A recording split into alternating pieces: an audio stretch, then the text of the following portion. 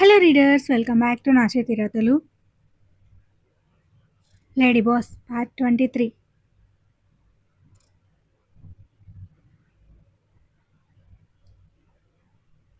Hotel Marvel. సమయం రాత్రి 7:30 అవుతుండగా ఆ హోటల్ ముందు ఆగింది అశు కార్. అశు దిగుతూనే యుధిర్కే కాల్ చేసింది. ఎక్కడున్నావు అని అడిగింది. బైక్ అక్కడే వదిలేసి లిఫ్ట్ తీసుకున్నాను మేడం, వచ్చేస్తాను కాసేపట్లో అన్నాడు. ఓకే, కమ్ ఫాస్ట్ అని లోపలికి నడిచింది. ఒక ఇంపార్టెంట్ డీల్ మీట్ అటెండ్ చేయడానికి ఆ హోటల్కి వచ్చింది అశు. సహజంగా ఆమెకుండే బిజీ షెడ్యూల్ వల్ల ఒక్కోసారి నైట్ వర్క్ కూడా మీటింగ్స్ అటెండ్ చేయాల్సి వస్తుంది. మార్నింగ్ నుంచి వర్క్ వల్ల అలసిపోయి మళ్ళీ నైట్ 7:30కి మీటింగ్ ఉండడంతో ఈవినింగ్ వర్క్ త్వరగా ఫినిష్ చేసుకుని ఇంటికి వెళ్ళిపోయింది. డిన్నర్ టైం వరకు బయటే ఉండాల్సి వస్తుందని యుధిర్ని కూడా ఇంటికి వెళ్ళి మీటింగ్ టైంకి రమ్మని చెప్పింది. యుధిర్ అరగంట ముందుగానే బయలుదేరినా మధ్యలో బైక్ పంక్చర్ అయింది. అది కూడా పెద్దగా వెహికల్స్ తిరగని ఏరియాలో. అశు ఫోన్ చేసి విషయం చెప్పి లేట్ అవుతుంది, నేను డైరెక్ట్గా మీటింగ్ దగ్గరకు వచ్చేస్తాను అన్నాడు. దాంతో అశు ఒక్కటే హోటల్కి వచ్చింది. కానీ వాళ్ళకి తెలీదు యుధిర్ వచ్చే రూట్లో ప్లాన్ చేసి మరీ బైక్ టైర్ పంచర్ అయ్యేలా చేశారని. అతను ఇంటికి వెళ్లకుండా డైరెక్ట్గా ఆమెతో పాటే హోటల్కి వచ్చేసిన అతన్ని ఆపడానికి మరో దారిని రెడీగా పెట్టుకున్నారు. అనుకోకుండా ఇంటికి వెళ్ళడంతో అసలు రాకుండా ఆపేస్తే బెటర్ అని అతను రాకుండా ఆపడానికి ప్రయత్నిస్తున్నారు.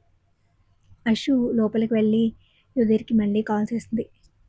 డీల్ మాట్లాడడానికి వస్తున్న కంపెనీ వాళ్ళు ఇంకా రీచ్ అవ్వలేదు మేడం, వస్తున్నారంట అంటూ ఆ కంపెనీ వాళ్ళు బుక్ చేసిన బిజినెస్ సూట్ నెంబర్ చెప్పాడు. ఓకే, ఇంకా 10 minutes టైం ఉంది కదా, ఈలోపు వస్తారేమో. నువ్వు ఎక్కడి వరకు వచ్చావు అని అడిగింది. యాక్చువల్లీ నేను లిఫ్ట్ అడిగిన కార్ ఏదో రిపేర్ వచ్చి ఆగిపోయింది మేడం, ఇటువైపు వెహికల్స్ రావడం లేదు, క్యాబ్ కోసం ట్రై చేస్తున్నాను అన్నాడు. ఓ, బట్ టైం అయిపోతుందిగా యుధిర్ అని. ఓకే, మీటింగ్ ఒక 1/2 hourగా ఉంటుంది, నువ్వు వెనక్కి వెళ్ళిపో, నేను మీటింగ్ అవగానే వెళ్ళిపోతాను అంది. సారీ మేడం, కొంచెం లేట్ అవ్వచ్చు, బట్ వచ్చేస్తాను. No need Yudhir, I will manage. నువ్వు వచ్చేసరికి మీటింగ్ కూడా అయిపోతుంది, వెళ్ళిపో వెనక్కి. షూర్ నా మేడం. ఒక పక్క వద్దనిపిస్తున్నా మరో పక్క వెళ్ళేసరికి ఎలాగో మీటింగ్ అయిపోతుంది, అశు కూడా వెళ్ళిపోవచ్చు ఆ టైంకి అనిపిస్తుంటే మరోసారి అడిగాడు. Very sure, go back ma'am అంది అశు. సెక్యూరిటీ ఎక్కడున్నారు అని అడిగాడు. అతని కేరింగ్కి ముసుకుంటూ అదే హోటల్లో ఉన్న రెస్టారెంట్లో వెయిట్ చేస్తూ తననే గమనిస్తున్న సెక్యూరిటీని చూసి ఇక్కడే ఉన్నారు, డోంట్ వరీ అంది చిన్నగా. ఓకే మేడం, జాగ్రత్త అని చెప్పాడు. ఓకే బాయ్ అని కాల్ కట్ చేసి రిసెప్షన్లో డీటెయిల్స్ చెప్పి బిజినెస్ సూట్కి వెళ్ళింది. ఆమె వెళ్ళిన వెంటనే ఎప్పటి నుంచో ఆమెనే అబ్జర్వ్ చేస్తున్న వ్యక్తి ఎవరికో కాల్ చేసి సూట్లోకి వెళ్ళిందని చెప్పాడు. రావాల్సిన వాళ్ళు ఇంకా రాకపోవడంతో వాళ్ళ కోసం వెయిట్ చేస్తూ మొబైల్ చూసుకుంటూ కూర్చుంది అశు. మీటింగ్ కోసం హోటల్ మార్వెల్కి వచ్చే వేరే కంపెనీ వాళ్ళు మరికొద్దిసేపట్లో రీచ్ అవుతామని యుధిర్కి కాల్లో చెప్పిన వెంటనే అటాక్ చేయబడ్డారు. వాళ్ళని బంధించి రిసెప్షన్లో వాళ్ళ ఐడి చూపించి బుక్ చేసిన బిజినెస్ సూట్లోకి మెల్లగా ప్రవేశించాడు హరి.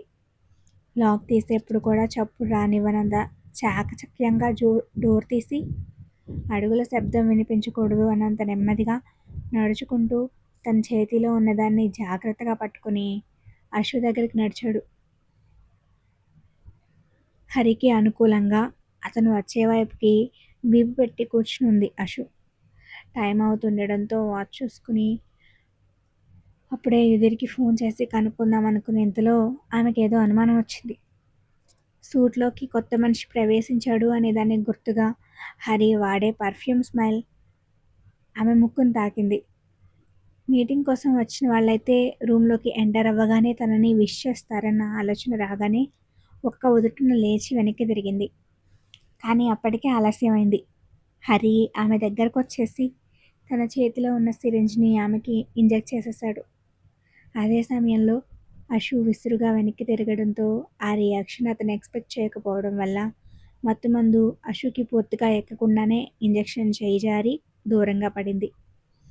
ఆ ఇంజెక్షన్ని హరిని చూసి యూ బ్లడీ అంటూ చేతిలో ఉన్న బలాన్నంతా ఉపయోగించి అతని చెంప పగలగొట్టింది అశు. ఆమె కొట్టింది కూడా పట్టించుకోకుండా హరి ఇంజెక్షన్ దగ్గరికి నడిచాడు, మిగిలింది కూడా ఎక్కించాలన్న ఉద్దేశంతో. అది ముందుగానే ఊహించి తన దగ్గరగా ఉండడంతో పరుగున దాని దగ్గరికి వెళ్ళి హై హీల్తో సిరంజిని గట్టిగా తొక్కేసింది అశు. మరింత ప్రమాదం రాకుండా అడ్డుకోగలిగింది, కానీ అప్పటికే ఆమెకి ఇంజెక్ట్ అయిన డోస్ వల్ల మెల్లమెల్లగా కళ్ళు తిరగడం మొదలైంది. తను తీసుకొచ్చిన డోస్ నాశనం అయిపోయిందని హరి ఫీల్ అయ్యేలోపే అశు కాన్షియస్ కోల్పోతూ తల దగ్గర చేతులతో పట్టుకుని ఉండడం చూసి మత్తుమందు కొంచెమే ఎక్కినా పనిచేస్తుందని అర్థమయ్యి సంతోషంగా రిలాక్స్ అయ్యాడు. తనకేదో అవుతుందని అర్థమవడానికి పావు నిమిషం పట్టింది అశుకి. తనని తాను బ్యాలెన్స్ చేసుకోలేకపోతుంది. ఒంట్లో శక్తినంతా ఎవరో లాగేస్తున్నట్టు అనిపించింది. అయినా కూడా స్టేబుల్గా ఉండడానికి ట్రై చేస్తూ సెక్యూరిటీని పిలవడానికి తన చేతికున్న స్మార్ట్ వాచ్ని నొక్కబోయింది. దాని గురించి ముందే తెలిసిన హరి ఆమె కంటే వేగంగా కదిలి వాచ్ పీకేసి పగలగొట్టేశాడు. ఆమె అతన్ని ఆపలేకపోయింది. ఆ వెంటనే అశు ఏం చేస్తుందో ఊహించి కింద పడున్న మొబైల్ ఆమెకి కనిపించకుండా దాచేసి హ్యాండ్ బ్యాగ్ దూరంగా పడేశాడు. కేవలం కొన్ని సెకండ్లలోనే తెలివిని కోల్పోయింది అశు. హరి ఇంజెక్ట్ చేసిన మత్తుమందు హైడోస్ అవ్వడం వల్ల కొద్ది మొత్తమే ఆమె శరీరంలోకి వెళ్ళినా వెంటనే పనిచేయడం మొదలుపెట్టింది. ఇప్పుడు అశు పూర్తిగా తన చేతుల్లో ఉందని వంకరగా నవ్వుతూ ఆమె మీద చేయేశాడు హరి. వెంటనే విసిరి కొట్టింది. జరుగుతుంది కొద్దిగా తెలుస్తుంది, కానీ తనను తాను నిలువరించుకునే స్టేజ్లో లేదు. 2 అడుగులు వేయడానికి కూడా శరీరం సహకరించడం లేదు. అలాగని పూర్తిగా స్పృహ తప్పనూ లేదు. హరి అది అవకాశంగా తీసుకుని అశుకి దగ్గరయ్యే కొద్దీ చేతులతో అతన్ని దూరం పెడుతూనే ఉంది. అయినా హరి తన ప్రయత్నం ఆపలేదు.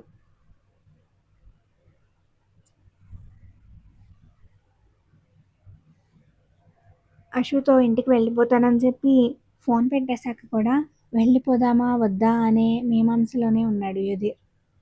ఇంటికి వెళ్ళడానికి ఎవరినైనా లిఫ్ట్ అడగడానికి అటువైపు వెహికల్స్ కూడా రాకపోవడంతో కారు ఆగిపోయిన చోట రోడ్డు మీదనే ఉన్నాడు. ఇంకా తను వెళ్ళేసరికి మీటింగ్ అయిపోతుందని తెలిసినా ఎందుకో వెనక్కి వెళ్ళాలనిపించడం లేదు అతనికి.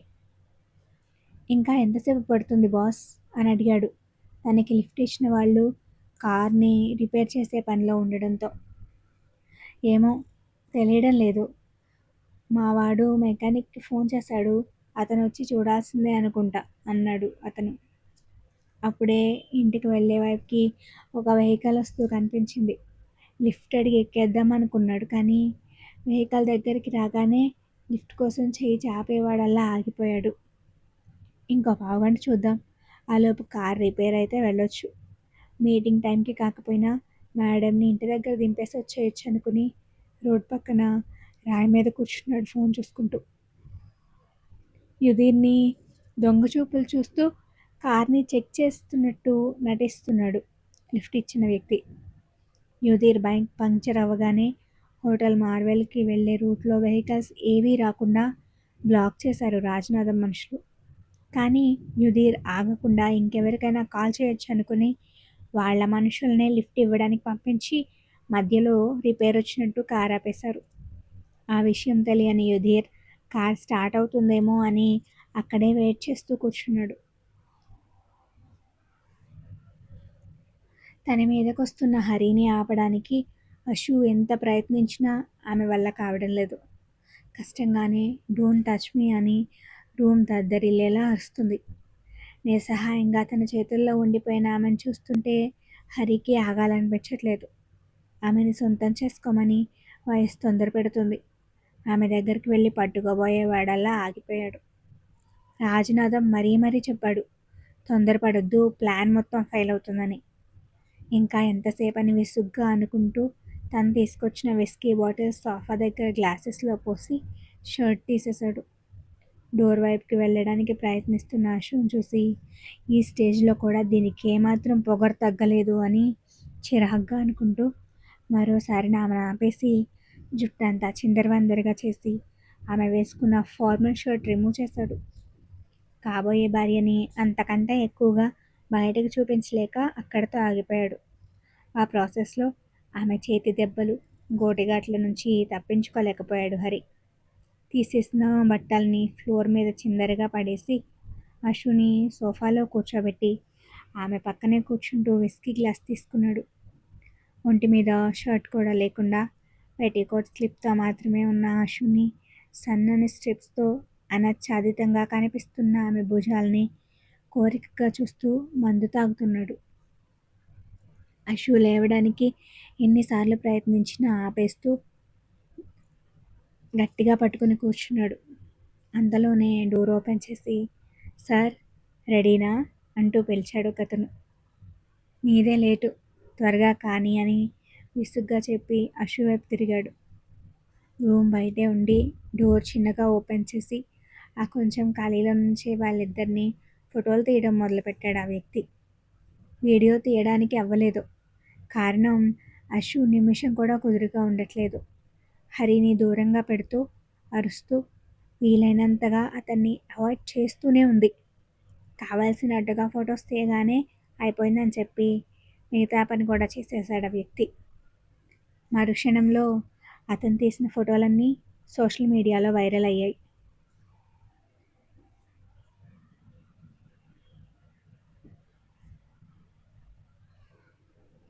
కొద్దిసేపటి ముందు 1/2 గంట దాటేసినా ఆ కార్ రిపేర్ అవ్వలేదు. మెకానిక్ రాలేదు. ఇప్పుడు తను బయలుదేరి వెళ్ళిన హోటల్కి చేరేసరికి మీటింగ్ ముగించుకుని అశు ఇంటికి కూడా స్టార్ట్ అయిపోతుందని ఇంటికి వెళ్ళిపోదాం అనుకున్నాడు యుధీర్. నాకు లేట్ అయిపోయింది. ఏదైనా వెహికల్ వస్తే వెనక్కి వెళ్ళిపోతాను. లిఫ్ట్ ఇచ్చినందుకు థ్యాంక్స్ బాస్ అన్నాడు లిఫ్ట్ ఇచ్చిన వాళ్ళతో. ఓకే సార్ అన్నారు వాళ్ళు కూడా. తర్వాత అశుకి ఫోన్ చేస్తూ యుధీర్ పక్కకు వచ్చాడు. రింగ్ అవుతుంది కానీ ఎత్తట్లేదు ఆమె. మీటింగ్లో బిజీగా ఉందేమో అనుకున్నాడు. కానీ అంతలోనే మీటింగ్ ఇంకా అవ్వలేదా, అయినా మేడం తన ఫోన్ లిఫ్ట్ చేయకుండా ఉండరనిపించి మళ్ళీ చేశాడు. ఈసారి కూడా ఎత్తలేదు. ఇక ఆలోచించకుండా సెక్యూరిటీ చీఫ్ డేవిడ్కి కాల్ చేశాడు. అతను ఎత్తగానే మీటింగ్ అయిపోయిందా డేవిడ్ అని అడిగాడు యుధీర్. లేదు సార్, హోటల్లోనే ఉన్నాం. మేడం ఇంకా రాలేదు, వెయిట్ చేస్తున్నాం అన్నాడు డేవిడ్. ఓకే, కాసేపట్లో అయిపోతుంది, వచ్చేస్తారు, టేక్ కేర్ అని ఫోన్ పెట్టేశాడు. అదే టైంకి యుధీర్ వెనక్కి వెళ్ళిపోతాడనే న్యూస్ చెప్పడానికి రాజనాథంకి ఫోన్ చేశాడు రోడ్డు మీద లిఫ్ట్ ఇచ్చిన వ్యక్తి. ఇంకా ఆపక్కర్లేదు సార్, లేట్ అయింది, వెనక్కి వెళ్ళిపోతాను అన్నాడు వాడు. లిఫ్ట్ కోసం చూస్తున్నాడు అని చెప్తూ వెనక్కి తిరగగానే తననే చూస్తూ నిలబడ్డాడు యుధీర్. భయపడిపోయాడు వాడు. ఆ విషయం రాజనాథంకి చెప్పేలోపే యుధీర్ ఫోన్ తీసుకుని కట్ చేసేసాడు. 2 నిమిషాల్లో వాళ్ళిద్దరినీ చితక్కొట్టగా వాళ్ళ పని తనని హోటల్కి వెళ్లకుండా ఆపడం మాత్రమే అని తెలిసింది. అశుకి ఏదో చెడు తలపెడుతున్నారని అర్థమయ్యి వాళ్ళని వదిలేసి కార్ని హోటల్ మార్వెల్ వైపు పరుగు పెట్టించాడు యుధీర్. ఓవర్ స్పీడ్తో డ్రైవ్ చేసి చాలా తక్కువ టైంలోనే హోటల్కి రీచ్ అయ్యాడు. పరిగెత్తుకుంటూ లోపలికి వెళ్ళి సెక్యూరిటీ కోసం చూస్తుంటే వాళ్ళు అశు కోసమే వెయిట్ చేస్తున్నారు. మేడం రాలేదా అని అడిగాడు యుధీర్ వాళ్ళ దగ్గరికి వెళ్ళి. లేదు సార్, మీటింగ్ ఇంకా అయినట్లేదు అన్నాడు డేవిడ్. రాజనాథం కానీ ఎవరైనా మనుషులు మిమ్మల్ని చూస్తూ అనుమానంగా కనిపించారా అని అడిగాడు. నో సార్, మేడం వెళ్ళినప్పటి నుంచి మేము అలర్ట్గానే ఉన్నామని చెప్పాడు. తమ కళ్ళు గప్పి హరి ఎప్పుడో సూట్లోకి వెళ్ళిపోయాడని వాళ్ళెవ్వరికీ తెలీదు. మీటింగ్ ఇంకా అవ్వకపోవడం ఏంటి అనుకుంటూ బుక్ చేసిన బిజినెస్ సూట్ వైపు నడిచాడు యుధీర్. అతన్ని వెళ్లకుండా ఆపేసింది ఒక చెయ్యి.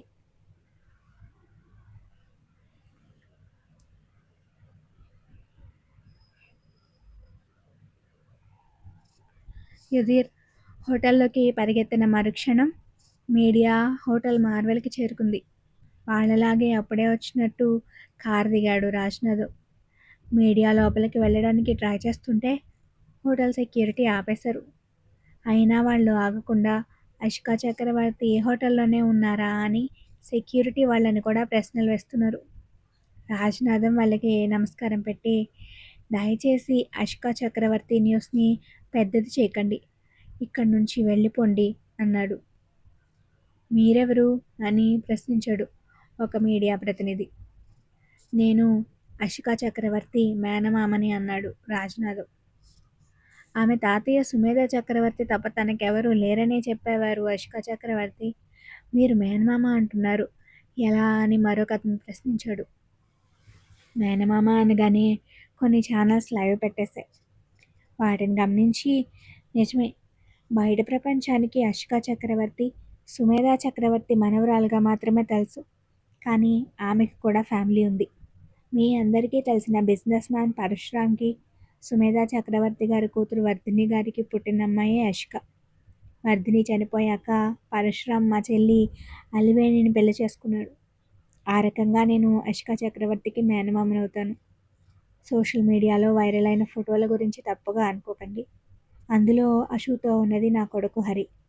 వాళ్ళిద్దరూ బావమరుదుళ్ళు, కాబోయే భార్యాభర్తలు. పెళ్లి డేట్ ఫిక్స్ అయ్యాక ఈ విషయాన్ని అఫీషియల్గా అనౌన్స్ చేయాలనుకున్నాం. కానీ ఇలా అనుకోని పరిస్థితుల్లో చెప్పాల్సి వస్తుంది. మీ అందరికీ నా రిక్వెస్ట్ ఒక్కటే, వాళ్ళిద్దరూ పెళ్లి చేసుకోవాలనుకుంటున్నారు. అర్థం చేసుకుని నా కొడుకు కోడలు గురించి తప్పుగా రాయొద్దని మనవి చేస్తున్నాను అని మళ్ళీ నమస్కారం చేశాడు రాజునాథ్. అక్కడితో ఆ తతంగం ఆగిపోలేదు. మీడియా వాళ్ళు కొత్తగా వింటున్న విషయాల నుంచి మరిన్ని ప్రశ్నలు వేస్తూ సమాధానాలు రాబట్టడానికి ప్రయత్నిస్తున్నారు. Thank you for watching.